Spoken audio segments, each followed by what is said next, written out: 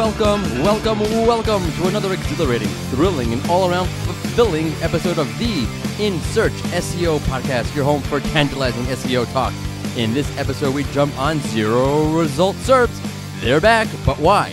What's different now than it was back then, and why does it matter? Plus, what's the overall impact of zero result SERPs? I am your host with the least edgy name on the planet, Morty Oberstein, and I am joined by the ambitious, the tenacious, the ferocious Jacqueline Harcum. All right. Well, thank you for that semi-lovely intro. Try having a name with 10 letters and being in the second grade learning cursive. Right. No, seriously, my parents could have chosen any other name, literally shorter than Jacqueline. Right. Don't even get me started on my middle name. You know what? It could be worse. Your name could be Morty because that's just so cool. So cool. I have the kind of name that it drives people to run down to the courthouse to change their name to Slash. Oh, God. Do you know Slash's real name? Well, do you know who Slash is from Guns N' Roses? Was it Jacqueline? Yes. If it was Morty, now I get why he gave himself a nickname. Ooh, I get it too, okay? Well, okay.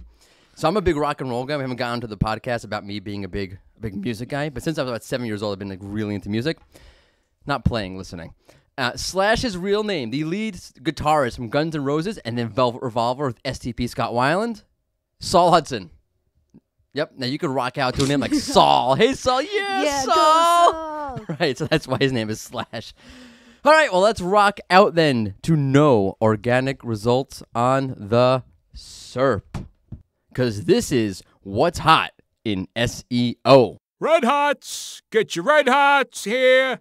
Well, this is one that was sure to make some folks hot under the collar, that's for sure. Jacqueline, tell the good people what they've won. You've won an all-paid trip to Europe. I wish, you wish. But just as exciting, Google is again testing zero result SERPs for time and calculation queries. Well, isn't that exciting? Yes. Actually, I don't think it's a test this time. This time, it's for real. I've always wanted to say that. I've always wanted to say that wishes do come true. Okay. Oh, man. So I don't know where to begin with this thing. All right. Okay, relax. 1, 2, breathe in, breathe out. Okay, so let's start with some history. The year, 2018. That's this year in case you didn't know what year it was. The month, March. The event, my birthday. The other event, Google shows no organic results on the SERP. Say what? Come on, you all know this. Back in March, there was a test that Google ran where they showed no organic results on the SERP. But you got an answer box. Yeah, but you got an answer box. And this was, right. And this was, okay, this is for queries like, what time is it now? Weather in London? What's the weather in Timbuktu? And so forth. And it was on mobile, and it was on desktop, and it was for about a week. And y'all and me freak out. No organic results? Bad Google. Bad Google. The only way to see organic results was by clicking on a button. And where is the justice in that? I want justice. So after a week, Sir Danny Sullivan said, quote, update. We have enough data and feedback, which is appreciated, to conclude that the condensed view experiment should stop for now. The team will look at improving when and how it happens. Okay, let's just digest that for a moment. Was their issue really when this showed up? As if Google was doing a poor job matching up when there should be no organic results on the SERP? Come on. Okay, now catch this. He said, for now. This will stop for now. We have enough data. What data? What are you trying to see here? Okay, well, for now obviously meant November 2018 because they're back, okay? That's when his royal local awesomeness, Sergey the SERP feature finder, Alikov, spotted zero results SERPs again. Pause for effect. Because as I mentioned, this time, it's for real. I gotta do it twice. Okay. Oh, God. For real what? No results? They weren't real last time? Yeah, okay, yes, so last time, yes, having a zero result SERP was for real. Okay, but look at you. I'm rubbing off on you, the sarcasm. Wow. Little okay. New York. Thank you. Okay, I take it as a compliment, by the way. Right. No, okay, it was real, but it wasn't as real as Google officially announcing this is normal. Like I said, it's not really a test this time. Okay, it's there. I'm just gonna read what Barry Schwartz wrote because it was perfect. Okay, Barry said, quote, I can't impersonate Barry. I wish I could. I don't think anyone can. Well, Barry, by the way, is probably my favorite person in the SEO industry. I love Barry. Aww. Okay, yeah. Barry said, not to get all gushy, Barry said, this is not a joke. Google has officially launched showing zero results Zero search results. Sorry, I botched it. Okay, so this time around, we're seeing the same thing, zero result SERPs for limited date queries, calculations, how many meter are in a foot. Okay, so yeah, how many meter are in a foot, Jacqueline? 3 point something. I have no clue. I have no clue. This is too early in the morning. I think it's reverse. I think it's like 3.1 feet in a meter. Right? That's pretty good. I don't know. I don't know. We could Google it. Stupid Americans. We don't know anything about meters. Meters, yeah. Fahrenheit to Celsius. Come on. Dumb Americans. Google it. Okay. Google it. You'll get no results. Okay. All right. So this time, though, zero result SERPs show just on mobile, not on desktop. And here's the key question, okay? This is the key question. You ready? In 3, 2, and 1. Why? I was like, you're waiting for something different? No, it's for real. Okay, yeah. Why is it just on mobile this time around? And boom, okay? A little critical analysis right there. Calm yourself. I cannot be tamed. My wife wishes no one puts baby in the corner. Okay, but seriously, why just mobile? And to answer that, we have to answer, why does Google pull this shtick anyway? Shtick? Yeah, shtick. Nonsense, games, absurdity. It's a word that people named Morty know. What, they don't say shtick in the Valley? Oh, us Valley girls, we know how to get our shtick on. I'm not sure how to take that. Okay, I've discussed this briefly a few weeks ago, but let me get more into it now. But before I do, this is a theory. It is not conclusive. So before y'all jump out of your seat, it's a theory. It's meant to be deep, logical, and intriguing. So Jacqueline, where does Google place most of its focus now? Desktop or mobile? Duh, mobile. Trick question. Oh, God. AI and voice search. What are you talking about? I am talking about Google CEO declaring, and I quote, an important shift from a mobile-first world to an AI-first world. Well, looky there. Okay, now, what sits at the center of AI? Sure, search, but what else? Voice search. Voice search, yes, which is still an infant. Again, quoting Google CEO in January of 2017, voice search is still in its, quote, very early days. So we have a juggernaut in Google trying to advance voice search, and they put a lot into doing that. And by the way, that's why I think of all this talk of Google, like Nixon, going to China, or in this case, back to China. Why? Because Google has been recruiting AI specialists in China for some time now. That's a coinky-dink. But voice search has problems, and I'm not talking technical problems or language problems. We've gotten into that a little bit in the past. It has user problems. It has trust problems. Like it's like a relationship. It has trust issues. Like, for example, is Google recording my voice? And there was a significant accusation of that in the past, and I am not saying that that's actually a problem. I am purely speaking optics here. Okay, how about, is AI itself trustworthy? And that's where the data from Charlie Harris that we looked at a few weeks ago comes in. Users are not very cool with AI when it comes to making a transaction. They don't trust it. Is the brand trustworthy? I mean, accurate or not, okay? But Google's CEO going to Congress to address political bias in search results is not good PR. Okay, and why does trust matter so much with voice search? And here it is. And it's so good when it hits the lips, to quote Will Ferrell. It's so good. Because there are no results, no list, no blue links, no variety, no list of results in voice search, right? So all you have is that Google is willing, ready, and able to give you. And do you trust Google with that one true answer?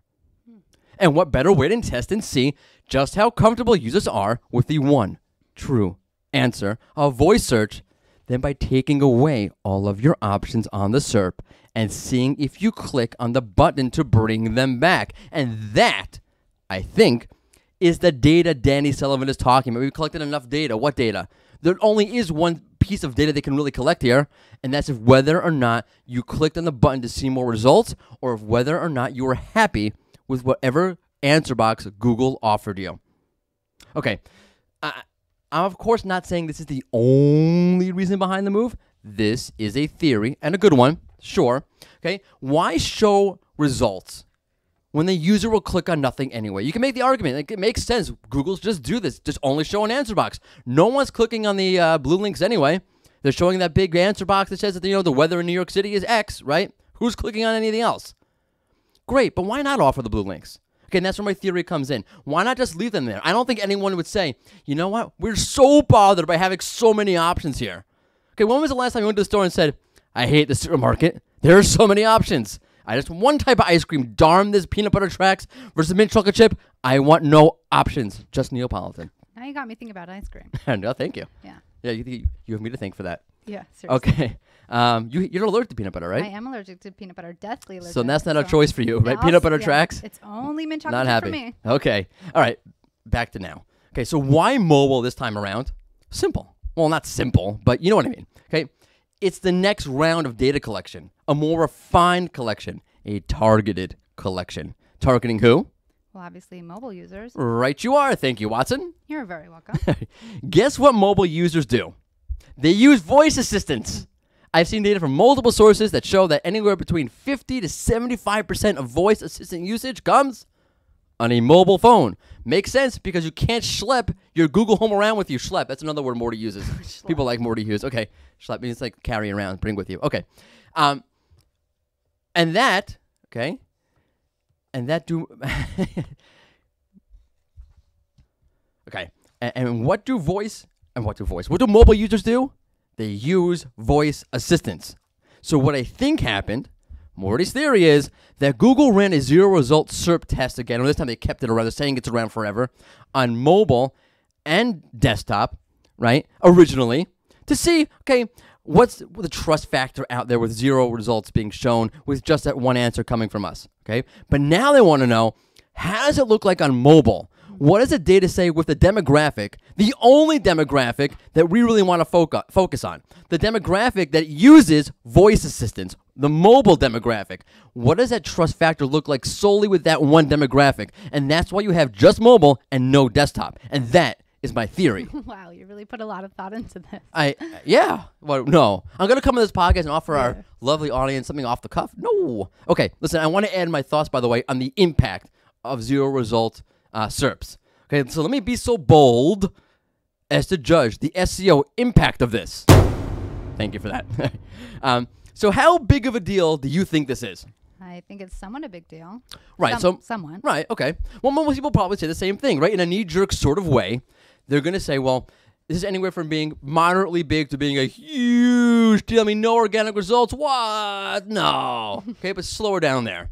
Okay, because as I hit on earlier, you said you'd want to query for time in New York City right now. You get a box that gives you the answer. What exactly are you clicking on after that? Yeah. Okay, you have your answer. Here's the time in New York. It's 8:25 in the morning. It's not really what time it is right now, but whatever.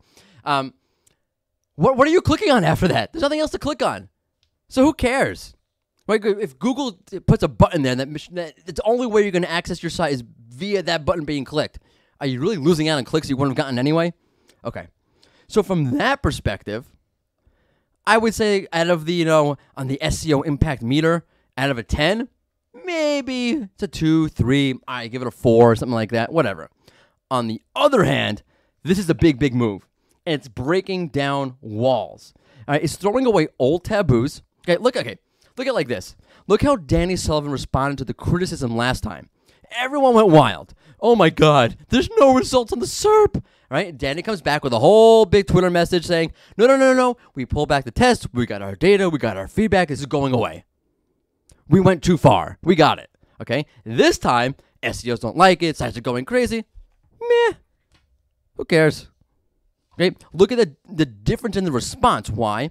Because now, old barriers, old taboos are no more. And that's potentially huge. Okay? That can spell a whole heap of changes and shifts and paradigm recalibrations, et cetera, et cetera, et cetera. Okay? Google breaking an old taboo and Google moving into a totally new direction with this and saying this is officially what's going to happen with these queries, for the time being at least, is a whole new, it's a whole new way of Google speaking, so to speak. It's a lot of speaking. Okay? And that gets a 9 out of 10 on my SEO impact meter. Wow. Okay? It's a good time for the poll question, by the way. So take it away, Jacqueline. How much do zero result SERPs matter to you? How much do zero results tongue twister. How much do zero results SERPs matter to you? Oh, by the way, let's quickly share the results from last week, where we asked if Google has an ethical duty beyond just showing the most popular results. And you said, circa 90% of you said, yes. Okay, that was the whole thing last week. We had like bears, but you weren't getting bears. You're getting a football team, right? Yeah. So yeah, pretty much everybody agrees. Google should not be doing that for the most part. Yeah, I think so too. Yeah, that's good. I agree. Okay. Oh, I forgot. Okay. Last point on zero result SERPs. I'm going to put a bet on this. I'm placing my SEO bets on zero result SERPs. The jackpot will be divided equally among the winning tickets. They will not be a thing. In fact, out of the millions of keywords, either way, that rank, range, or tracks, just a minuscule amount of keywords produce zero result SERPs. And I'll put all the SEO money in the world, if you will. That's a lot. Yeah, it's a ton. You should see my SEO bank account. It's in Sweden. Not Sweden, it's Switzerland. I have a Swedish bank account. With a lot of money in it. Right, obviously, it's not because for SEO you don't put your money in Switzerland, you put it in Sweden. Right. Let me just get that out of the way. You will never see this for every single answer box. So if you type in Barack Obama's height, which you'll get a answer box showing you his height. You will still get results for that kind of query. That's never going to go away. All right. This will remain very, very, very, very limited, and I think it will disappear again. Okay, last time I said, they're going to definitely bring zero result SERPs back, and they did. I was right. Yeah. Okay, this time I'm saying they're going to go away for the same reason as last time. It's not about user experience. Okay? First off, then you should do it for a lot more queries than you're doing it for right now, Google. Why is it only for calculations and weather, right? There's a lot of queries out there that could qualify for this. A dictionary, right? What's the meaning of the word whatever? And you got a dictionary box. Do I really need Webster showing up below it? How come I don't get zero results there, right? This is, again, meant to collect data. And once they have their data collected, this will go away again. That is my SEO bet, and you could take that to my bank in Sweden. Don't go to Switzerland. I don't have a bank there. It's in Sweden. Morty. Okay. All right, I'm done theorizing. Yeah. That's a lot for today, a lot of theorizing. Yeah, seriously. By the way, okay, so you just have to know, okay, sometimes you do have hard data, and sometimes you need to use your noodle, right? I haven't called it a noodle, like my father's yelling, use your noodle. Like, I don't know, what's a noodle? Yeah, I remember that. All right. And, okay, so way too often people do that, all right? People put out a theory, and they just get flack. And I expect flack for what I said here today. Someone's going to send me something saying, well, no, it's a theory, okay? And that's why I stated the obvious earlier. It's just a theory. Cool your jets. Okay? I like that. Cool your jets. Yeah, I don't know if this is going to be a sports reference. No, it's an airplane reference this time. But the Jets are a sports team. Yeah. Two, there's a Winnipeg Jets. Oh, God, what did I start? Hockey, and then there's the Jets who are... My kids said this week, I'm a big Steeler fan. They're a Pittsburgh football he likes team. To steal. Whatever, right. It's metal. Steal, right? And my kid goes to me, Jets are garbage. I'm like, yeah, how'd you know? He's 7 years old. Like, nice. It's not a phrase I use. I usually the Jets stink. So proud. My brother was a big Jet fan, so I made sure to share that with him. The Jets are garbage. I'm sure he loved it. All the Jet fans here are like, who are the Jets? Anyway, okay. I expect to get flack for this. And there's no reason for that. Because so many times, people in the industry, good people, well-meaning people, educated, smart, informed people who are taking time to do some research, come up with a well-reasoned opinion, and they share it. And I'm not talking about myself, okay? I get paid to do that. That's my job, okay? But there are people out there who it's not their job. And they put out research, they put out papers, they put out all sorts of analysis and theories, and it helps the industry big time, and they get flack. Okay? Is this another one of Morty's pet peeves? Oh, you know what? Damn right it is. Roll music!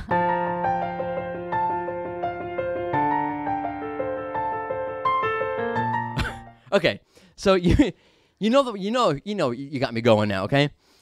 Okay, so what's getting me on this particular moment is Marie Haynes, okay? She is wonderful, she's fabulous, and she recently did a whole piece on EAT, E-A-T, not eat, expertise, authoritativeness, and trust. And I mean, it was seriously comprehensive. And look, here we are again discussing EAT and YMYL. Okay, that aside. In this piece, she said, and I believe it could be true based on what I saw in some case studies that I ran, that some of the things Google asks its quality raters to do can be done in some way in a general way, the general thrust of it or close to it, they can be done by Google algorithmically. And she got a lot of praise for this piece, and it was well due to her. It was prolific. And at the same time, I saw so many negative comments. Oh, all this E stuff is nonsense. Enough of eat already. Come on. Look, disagree. Go for it. It's a theory. She didn't say, this is conclusively 100% the case. No, come on, okay? She wrote this just to fool you. Okay? No. This is her best, most thought-out expert opinion. Take it or leave it. But it deserves respect. Mm-hmm. That's right. I'm not going to break out into song. You were thinking I saw you. Totally was No, I can't do that to you. Someone's taking the time to share a valuable, thoughtful opinion with the SEO community. And I'm not singling out this particular case. I see it more than I want to, and that's really the problem.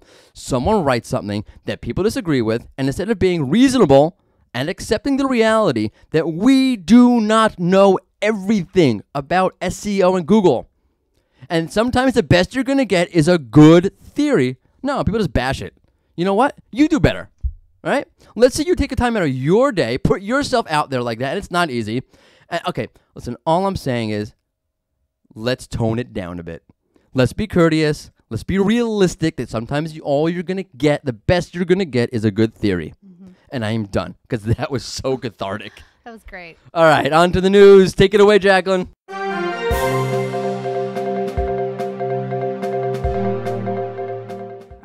Search Console has been updated to better reflect mobile-first indexing. Now, error counts and the new issues will reflect mobile errors, not desktop, for those sites that have been moved to the new index. Welcome to the mobile-first world. That makes sense. Onwards. Okay, Google Home Hub now supports speakable markup, which enables publishers to mark up sections for a news article that are most relevant to be read aloud by the Google Assistant. I thought that was cool. Yeah. Okay, well, look at that. Publishers, you're getting your fix to AMP URLs. You're being heard. And now you're getting a way that your content can be read by Google Voice devices. Okay, the upshot here is, and we've discussed this here a few times already, but we'll make the point again.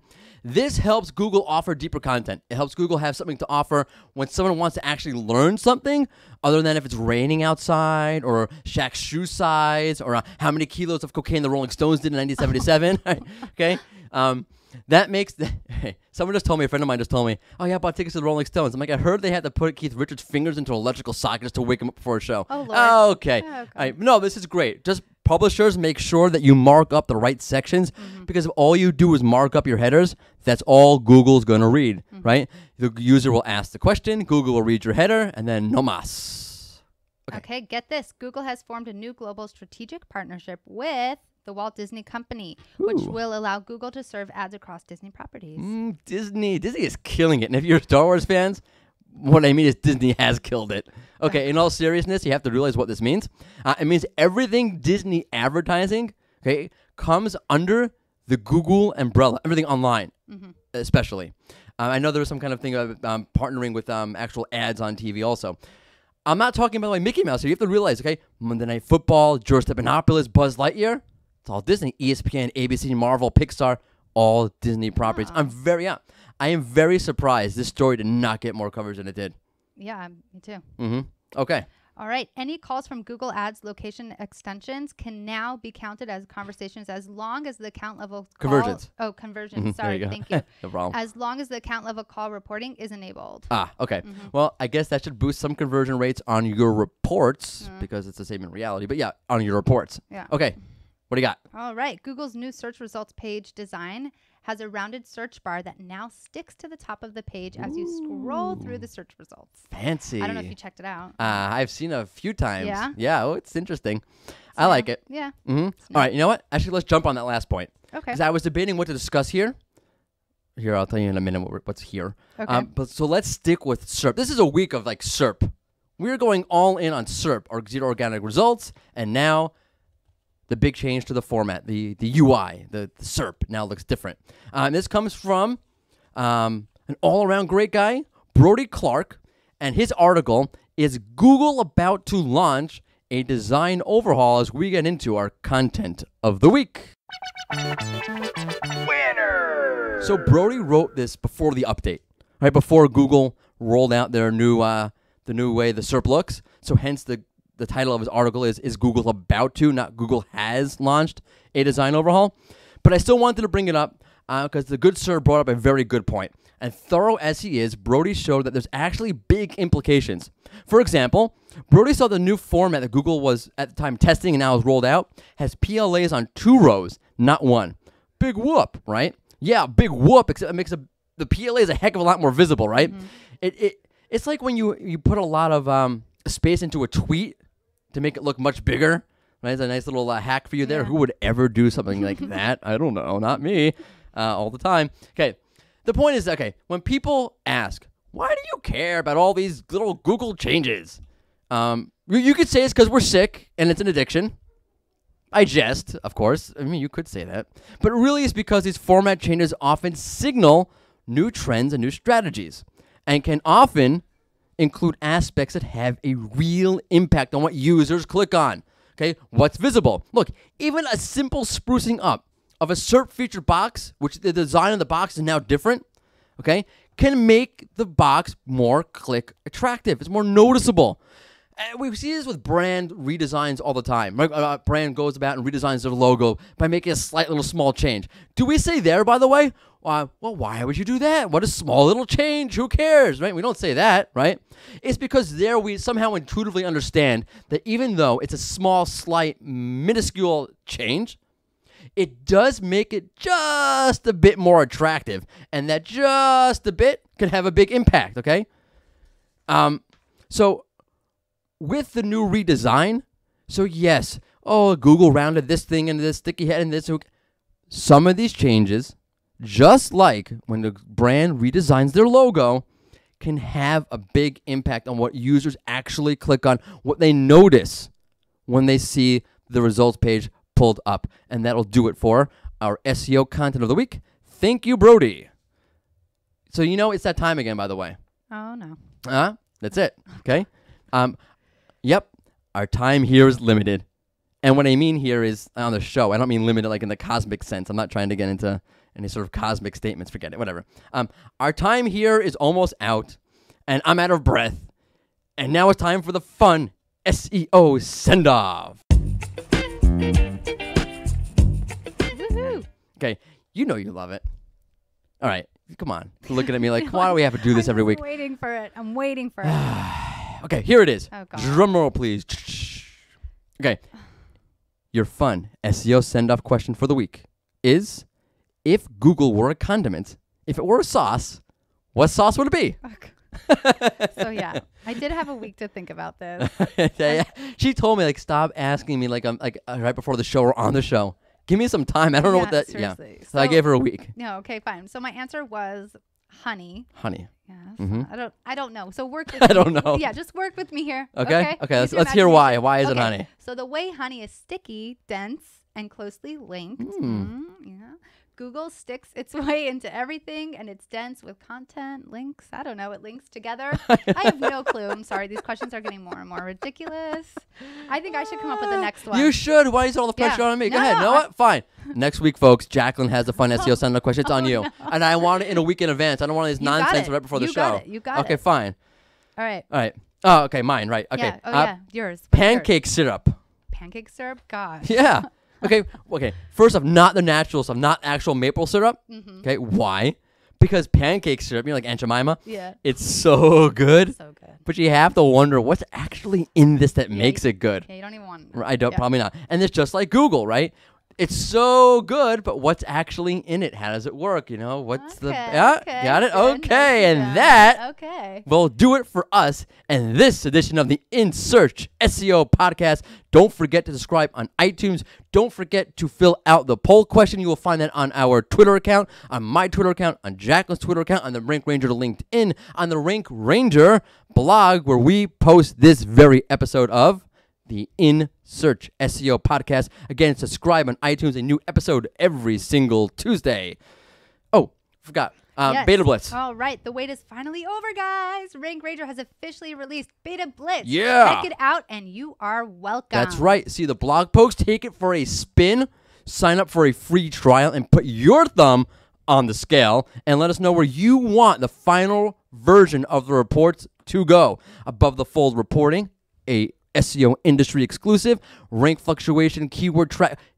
It's all there. Take a look at the blog post on it. It's on the Rank Ranger blog. Beta Blitz is here, and that is it for the In Search SEO podcast for real. No more, nothing else to add on to it, okay? Because it's in search, because we're all in search of something. I'm in search of some of that mint chocolate chip ice cream. Oh, that's good. That's a good one. Okay, Yeah. get some of that. Have a good one. All right.